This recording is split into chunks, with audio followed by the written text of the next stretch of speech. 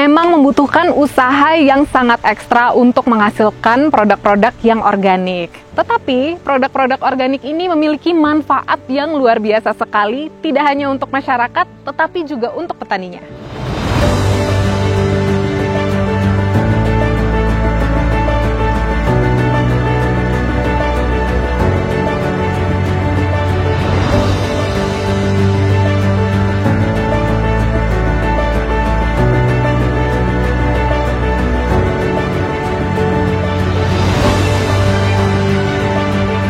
Halo Sahabat Arista, selamat datang di Arista Montana, tempat kita ngobrol-ngobrol santai seputar pertanian organik. Nah, pada episode ini kita akan langsung berbincang dengan sosok di balik berdirinya pertanian organik yang ada di Arista Montana. Siapakah beliau? Yuk langsung kita temui. Oke Sahabat Arista, sekarang saya sudah bersama Pak Andi Utama, sosok di balik berdirinya pertanian organik di Arista Montana. Apa kabar Pak? Baik, selamat pagi. Nah, Minal Aidin juga. Oh iya, minal Aidin Pak. Nah, saya udah lihat-lihat nih sekeliling perkebunannya. Ini pertama kalinya nih saya melihat pertanian organik dengan skala sebesar ini Pak. Mungkin boleh diceritakan, diberitahu juga kepada sahabat Arista, luasnya berapa Pak perkebunan organik di Arista Montana? Oke, untuk perkebunan sendiri luasnya 10 hektar kurang lebih ya, tapi untuk lahan seluruh Arista Montana itu ada 87 hektar. Ada 87 hektar. Iya. Oke. Di mana itu terdiri dari hutan dan ada peternakan, dan untuk pertanian dan peternakan itu dan perikanan itu hanya di lahan 10 hektar. Jadi di lahan 10 hektar ini adalah memang dulu waktu kita take over ini adalah ladang, bekas perkebunan. Jadi seluas dari 87 hektar itu ada sekitar 40 hektar itu kita bersertifikat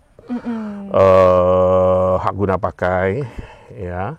Itu memang pada saat kita ambil alih, kita take over itu dengan BPN itu kita urus benar-benar. Ini sejarahnya dulunya ini adalah perkebunan zaman Belanda.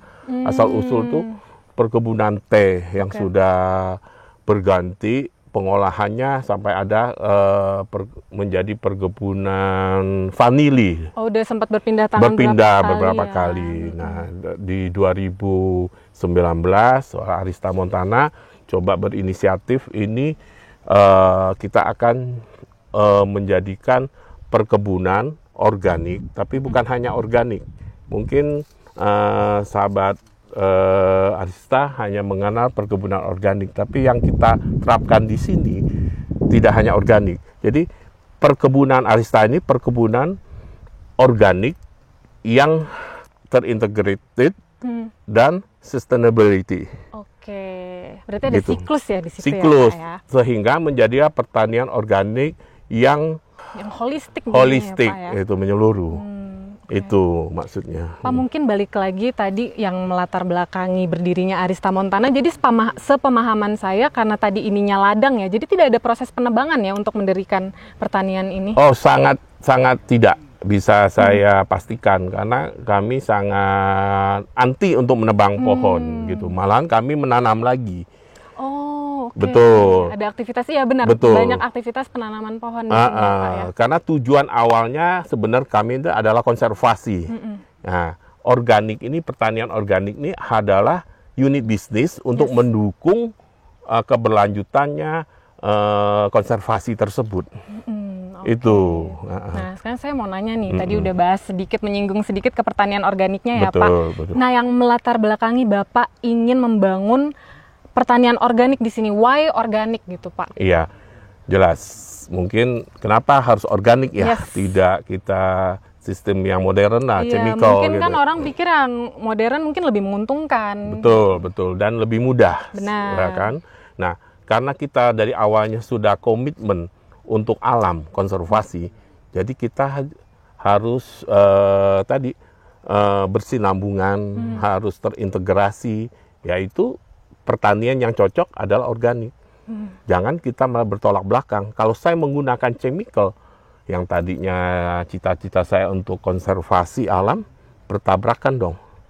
Sosok sana hutan saya konservasi, tapi di sini menggunakan chemical, di mana kita paham efek dari chemical kalau untuk alam lama-lama tanah ini akan mati. Dan bukan buat hanya alam aja, buat kita juga tidak baik ya. Betul, Pak? Itu akan lama-lama akan poros dan timbullah longsor. Oke, jadi komitmennya berangkat dari situ ya. Betul, mungkin teman-teman Arista bisa melihat ya, kita punya kontur di sini, datarnya sangat dikit.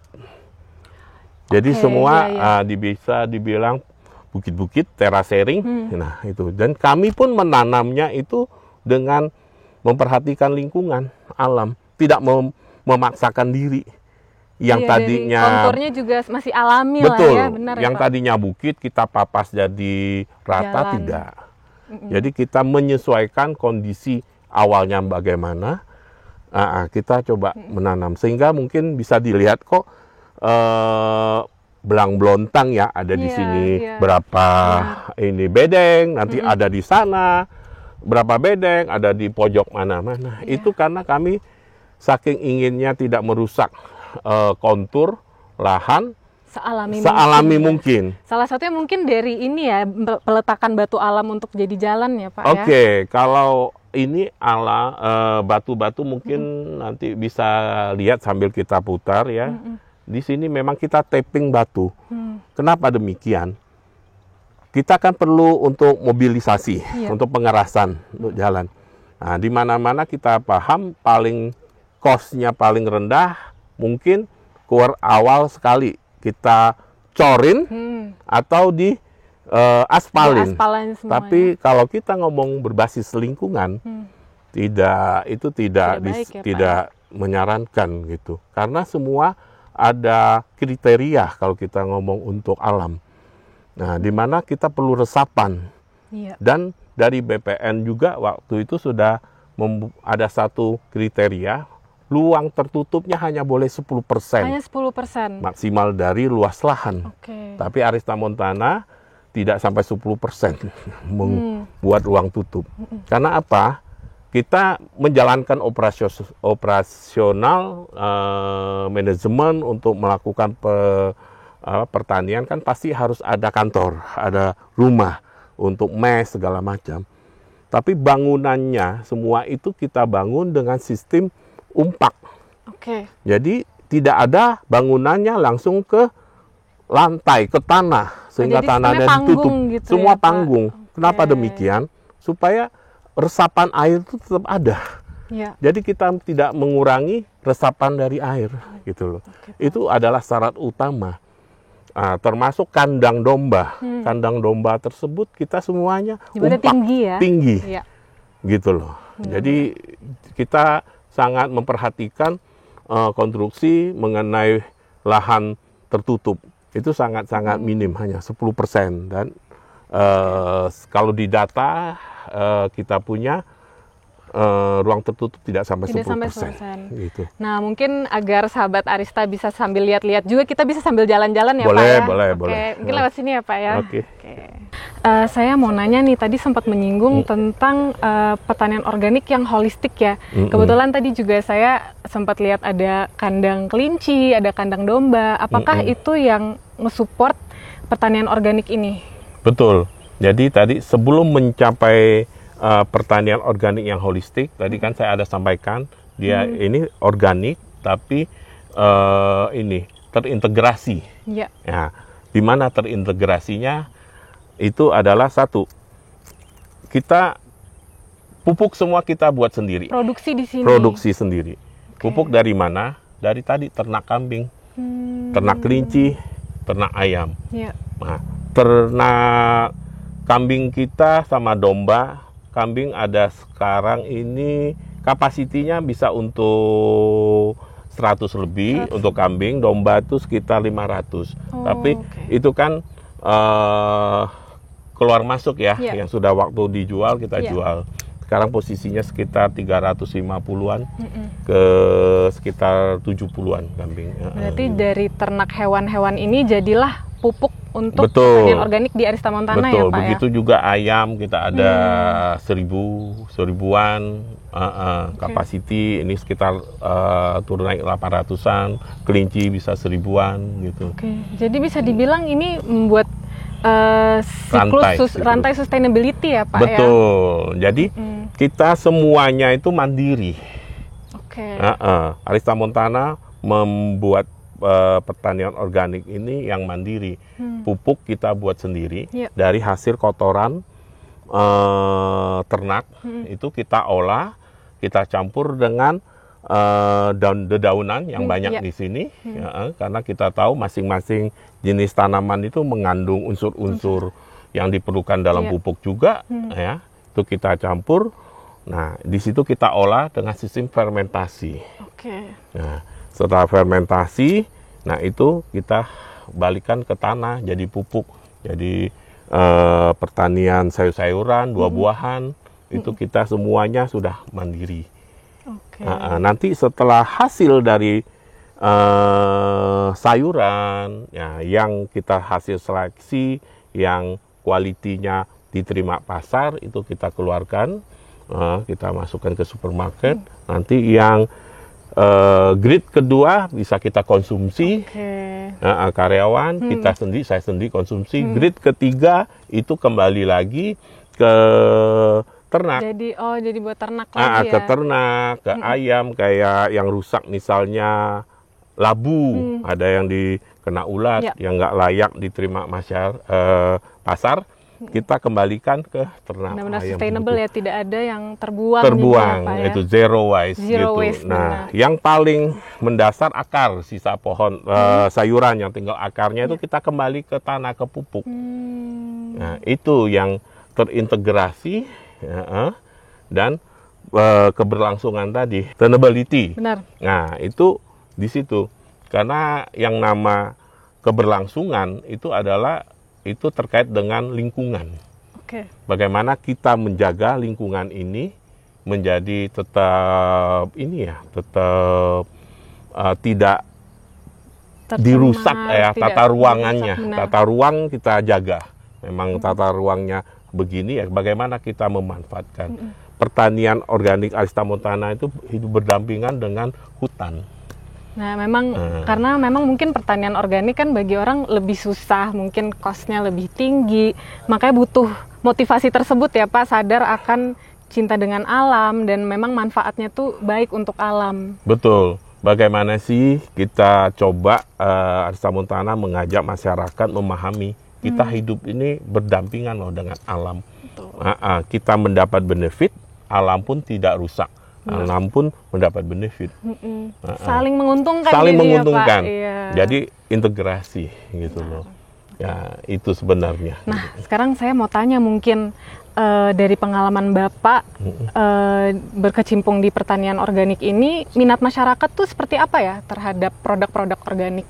Oke, memang untuk produk organik bisa dibilangkan saat ini dari segi harga lebih agak mahal lah, karena tingkat kesulitan dalam memproduksi, effortnya juga cukup besar. Karena untuk serangga kita tidak membasmi serangga, kita mengendalikan serangga.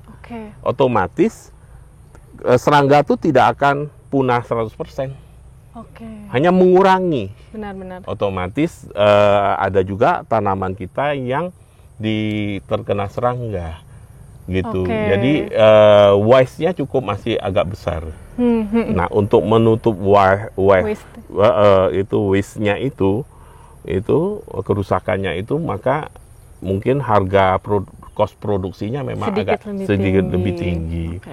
Nah, Pak, walaupun memang cost-nya sedikit lebih pricey ya, tapi kan manfaatnya jauh lebih banyak ya, Pak ya, produk organik ini. Betul sekali. Kalau kita mau ngomong secara totalitas, sebenarnya dibilang lebih mahal, harusnya tidak. Kalau kita secara totalitas dari jangka panjang. Nah, kenapa demikian? Otomatis makanan organik yang tanpa pestisida ini jauh lebih sehat dibandingkan dengan makanan yang menggunakan chemical. Itu mungkin masyarakat pun harusnya udah paham. Jadi mungkin kalau badan kita lebih sehat kan jadi hemat biaya berobat ya Pak ya? Betul, jadi kita pun tidak perlu ke rumah sakit, kita akan jauh lebih sehat, otomatis lebih produktif. Oh iya benar, Kan? benar. Dengan produktivitas itu kalau kita ukur, itu mungkin dihitung secara totali itu akan lebih murah. Niat dari Arista Montana itu mendirikan itu perkebunan organik yang menyeluruh ya, yang terintegrasi. Ini sebenarnya tujuan sangat mendasar tuh mengajak masyarakat, ayo kita tuh hidup sehat. Pola hidup sehat ya. Salah satu caranya dengan pola hidup sehat itu dengan mengkonsumsi makanan-makanan yang organik. sehat Yang juga. sehat. Makanan sehat itu yang cara penanamannya itu secara organik. Oke, Gitu. iya benar-benar saya setuju banget Pak. Hmm. Oke Pak Andi, kalau boleh tahu kira-kira berapa banyak ya masyarakat yang sudah sadar akan pentingnya mengkonsumsi produk-produk organik Pak? Oke, selama ini pelanggan kami adalah rata-rata itu yang menderita sakit kanker. Oke.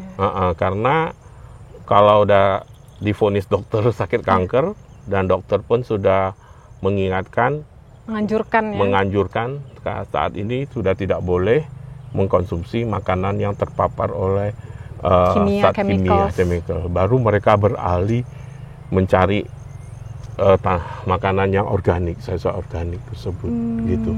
Kan sangat disayangkan ya, sudah terpapar, terkena, baru sadar. Baru beralih ke yang organik ya. Mungkin kalau misalnya sudah dibiasakan mengkonsumsi yang lebih sehat, yang non chemical, mungkin bisa menghambat penyakit-penyakit tertentu ya Pak. Betul. Oleh karena itu sangat kita harapkan juga ini perlu sosialisasi yang luas dan kita perlu juga dukungan dari pemerintah ya. Stakeholder untuk membantu bagaimana sih pertanian organik itu bisa berkembang di Indonesia.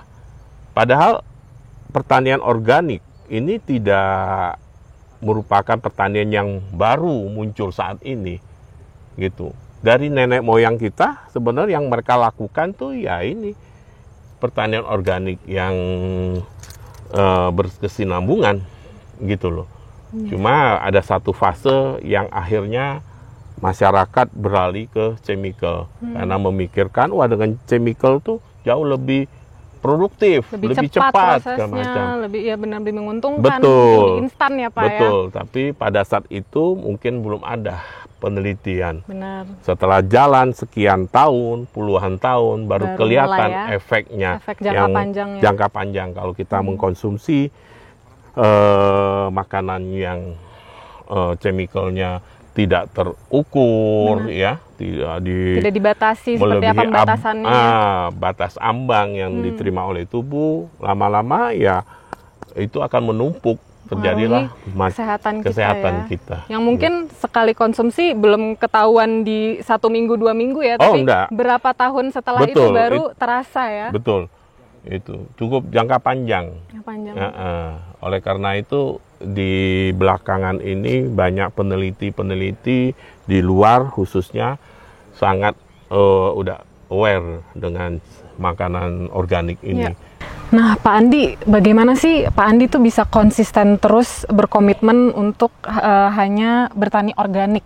Kenapa tidak switch ke yang konvensional saja gitu? Betul, karena saya pribadi itu terpanggil ya, bagaimana kita tuh harus kembali ke nature, back to nature, ya, karena kita melihat belakangan ini penyakit-penyakit itu bermunculan. Zaman dulu kayaknya nggak ada yang sebanyak ini macam-macam dari hasil-hasil penelitian luar segala macam itu faktor makanan.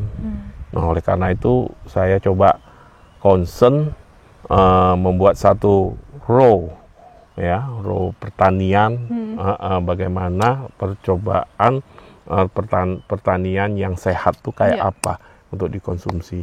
Nah, niatnya sih memang untuk mengajak masyarakat bangsa kita ini, ayo kita hidup Lebih sehat. sehat. Itu pun untuk hidup sehat itu hanya salah satu dengan mengkonsumsi makanan-makanan sehat. Benar. Makanan sehat itu makanan yang tidak terpapar oleh chemical. Itu baru salah satu. Untuk hidup sehat diperlukan komponen lain. Ya. Tidur cukup, olahraga, dan pikiran. Banyak faktor pendukung. Nah, pikiran pun harus sehat dan gitu. jernih. Betul. Jadi semuanya harus ada dari kembali ke hati dulu, niat. Kesadaran diri. Ya, dibilang sulit nggak sulit. Tantangannya ini memang cukup besar. Ya, apalagi di area Paseban, Megamendung ini terkenal curah hujan sangat tinggi. Betul. Otomatis kerusakan dari sayuran pun cukup besar. Ya. Karena tadi kembali niat saya mau jadikan ini menjadi satu role model.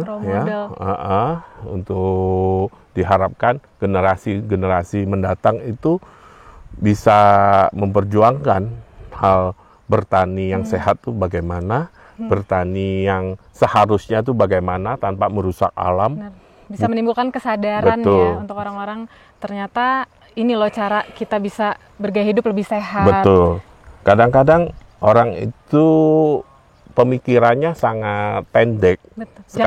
Jangka pendek. Sekali pikir mau bertani, mau berkebun, wah nggak ada lahan, semua dibabat. Hutan dibabat untuk kebun. Nah kalau itu kan sudah merusak alam, jadi tata ruangnya berubah. Nah kalau kami sangat menjaga. Kita tidak akan nebang apalagi pohon-pohon yang udah sangat besar, itu kita jaga. Tapi bagaimana kita hidup berdampingan dengan alam pohon itu, kita tanam di pinggirannya. Pinggirannya apa yang bisa tumbuh, ya kita pilih. Seperti rimpang-rimpangan, jahe, kunyit, serai, kan dibutuhkan juga itu. Kan untuk obat-obatan, untuk apotek hidup, untuk rempah dapur, sangat banyak itu. Dan kayaknya di sini juga jenis tanaman yang ditanam itu tidak dipaksakan ya Pak? Tidak. Sesuai alamnya sesuai alam. Di sini sangat banyak sekali, ada 250 sampai 275 jenis tanaman yang kita tanam di sini. Dan perlu dicatat, ini bersertifikat. Iya, organik yang bersertifikasi. Betul, bersertifikat organik dari Innovis. Dan Arista Montana sudah 10 tahun mendapat sertifikasi organik yang konsisten. Maksudnya kok bisa bertahan 10 tahun itu dari Kan sama Innovis menemukan baru Arista Montana yang bisa sepanjang tahun ini terus 10 tahun berturut-turut kami mendapat bersertifikat organik tanpa cacat gitu, tanpa catatan gitu dalam menempuh sertifikasinya. Luar biasa sekali Pak. Nah sekarang saya jadi lebih mengerti nih, jadi ternyata tanaman itu tidak boleh dipaksakan penanamannya, dan apapun yang instan pasti tidak baik ya Pak ya? Betul. Coba kita bedah lagi ya. Zaman dulu, zaman saya kecil, kita makan durian itu kayaknya setahun tuh sekali. Ada musimnya kan? Sesuai musimnya. Betul. Tapi sekarang kayaknya kita bisa makan durian kapanpun ya Pak ya? Betul. Karena itu menggunakan teknik modern mereka. Coba mereka rekayasa, menjos, jadi dipancing supaya lebih cepat. Sehingga tanaman awal 3 tahun itu sudah mulai berbuah gitu. Kalau kita nanam sekarang belum tentu kita bisa memetik hasilnya gitu. Tapi tetap paling nikmat tuh durian yang tumbuh pada musimnya. Betul. Ya Pak ya. Jadi kita harus ingatkan ke masyarakat ya bahwa sesuatu yang instan itu tidak selalu berdampak baik di akhirnya. Untuk organik ini memang perlu kesabaran. Perlu niat yang kuat, dan komitmen, kesabaran. Karena apa? Dari teknisnya kita itu adalah bagaimana menjaga rantai makanan ini, rantai kehidupan di pertanian ini saling mendukung. Tidak ada satupun serangga atau rantai makanan yang kita putus. Ya. Jadi tadi sempat saya singgung pengendalian hama, Ya. bukan pembasmi hama itu. Jadi memang dituntut satu kesabaran. Ya. Dengan kita dituntut kesabaran berarti kita sudah melatih hati. Saya selalu mengingatkan petani kita, cara menguatkan mereka harus sadar bahwa bapak-bapak yang petani organik di Arista Montana ini bukan sembarang petani loh. Grade-nya di atas loh. Karena mereka diuji kesabaran. Kalau tidak sabar, sudah pasti mereka jos. Kan chemical jauh lebih cepat itu. Benar. Tapi efeknya di kemudian hari, kalau kita totali pasti jauh lebih merugi. Jauh lebih menguntungkan yang sehat pastinya. Dengan demikian, betul harus dengan organik itu jauh akan lebih baik dan jauh lebih sehat. Dan pada totali kalau di jumlah di total dibandingkan akan jauh lebih menguntungkan. Gitu. Nah, Pak Andi terakhir nih, harapan Bapak tuh apa untuk pertanian organik tidak hanya di Arista Montana tapi di keseluruhan Indonesia? Betul. Saya berharap ya masyarakat akan lebih sadar dan mengembangkan pertanian organik ini, terutama anak-anak mudanya, generasi penerus itu jangan malu untuk bertani gitu. Kita harus sama-sama memperjuangkan, karena kalau tidak ada generasi penerus nanti kita akan kesulitan makan. Siapa yang akan bercocok tanam? Masa kita harus import? Padahal kan ini bisa jadi pekerjaan yang sangat mulia ya Pak ya? Betul. Jadi harus ada edukasi dan support dari pemerintah itu sangat penting gitu loh. Bagaimana supaya anak muda itu mau untuk ke bidang pertanian.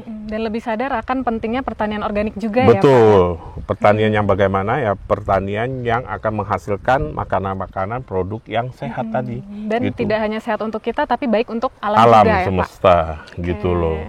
Kita benar-benar Arista Montana ini adalah role model kita untuk mengajak masyarakat, rakyat, ayo kembalilah bertani sebelum nanti kita kekurangan makanan. Karena tidak ada apalagi petani-petani muda. Nanti kan generasinya akan tidak ada penerusnya nanti. Hilang. Kami ini akan kembali ya, ke Sang Pencipta, tapi harus ada generasi penerus meneruskan yang sudah kita coba, kita teliti bertani yang sangat-sangat ini menguntungkan secara menyeluruh adalah sistem pertanian organik. Secara jangka panjang. Jangka panjangnya gitu loh. Itu yang kami harapkan. Gitu. Nah, sahabat Arista, barusan saja kita sudah mendengar bersama-sama ya tentang latar belakang berdirinya Arista Montana dan pertanian organik di Arista Montana. Ternyata memang banyak sekali manfaat jangka panjang yang didapatkan dari pertanian organik. Tidak hanya menjaga lingkungan sekitarnya, tapi juga sehat dikonsumsinya. Karena jika kita sehat, pasti dapat melahirkan generasi yang lebih sehat juga. Betul. Nah, kalau misalnya teman-teman punya tips atau pengalaman yang serupa, bisa share di kolom komentar agar kita bisa belajar bersama. Jangan lupa untuk like, share, dan subscribe video ini. Tetap semangat. Salam organik.